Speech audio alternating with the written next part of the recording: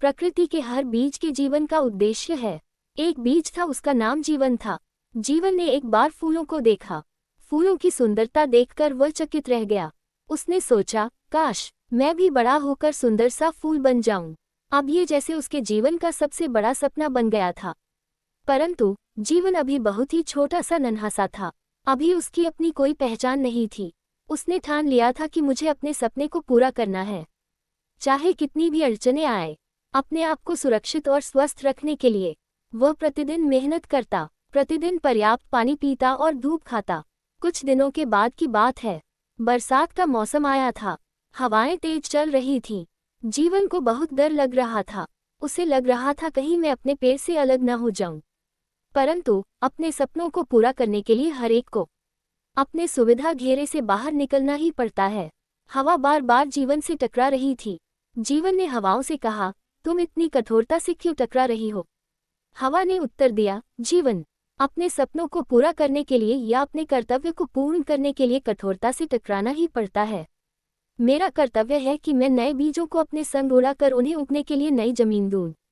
तुमसे तो केवल मैं कठोरता से टकरा रही हूँ। तुम जरा सोचो, मैं तो न जाने कितने पेड़ों से, फूलों से, बीजों से, पत्थरों से टकराती रहती हूँ। क्या मुझे तकलीफ नहीं होती होगी? होती है, परंतु अपने कर्तव्य को, अपने सपने को तकलीफों के आगे रखना चाहिए।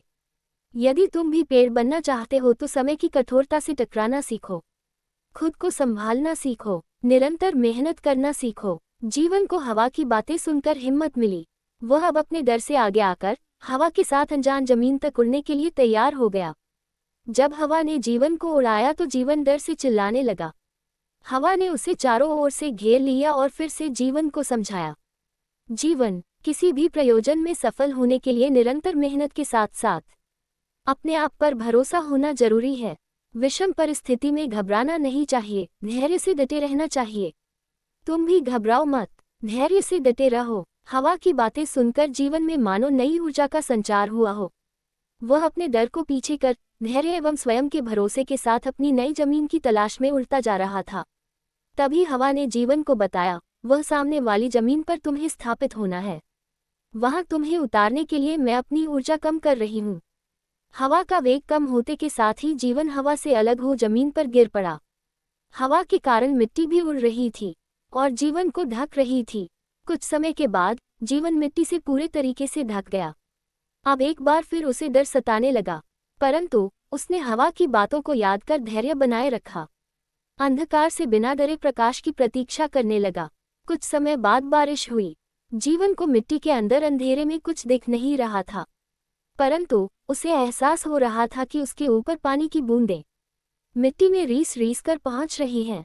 देखते ही देखते जीवन पूरा गीला हो गया। बरसात तो रुक गई, परंतु जीवन सूख नहीं पा रहा था, क्योंकि उसके ऊपर भीगी मिट्टी की परत थी। अब तक जीवन समझ चुका था कि यदि मुझे फूल बनना है तो इस प्रक्रिया से तो गुजरना ही पड़ेगा। संयम के साथ जीवन अपने आप को बदलते देखने लगा। बारिश और मिट्टी ने मानो तकलीफ से ज्यादा जीवन को उगने में सहायता की हो। कुछ दिनों बाद जीवन के शरीर से जड़ और धड़ उगने लगे। जड़ जमीन से और अंदर की ओर जाने लगा तो धड़ जमीन से बाहर निकलने की कोशिश करने लगा। अंततः जीवन धरती के बाहर अपनी पहचान बनाने के रास्ते पर निकल आया था। बिल्कुल नन्हा सा था पहले दिन, मानो कोई छोटा सा कीट हो। हफ्ते 10 दिन में घास जैसा हुआ। महीने 2 महीने में छोटे पौधे का रूप धरा तो साल भर में छोटे पेड़ का रूप ले लिया। जीवन का सपना पूरा हुआ। जीवन 2 साल तक बिना रुके प्रतिदिन अपने आप को योग्य बनाने में जुटा रहा। अब वह समय आ चुका था जब वह उसके ऊपर फूल आने वाले थे। जब मौसम आया जीवन फूलों से भर गया। उसमें सुगंध भी था, रंग भी था एवं नवजीवन की क्षमता भी थी। उसका सपना पूर्ण हो चुका था।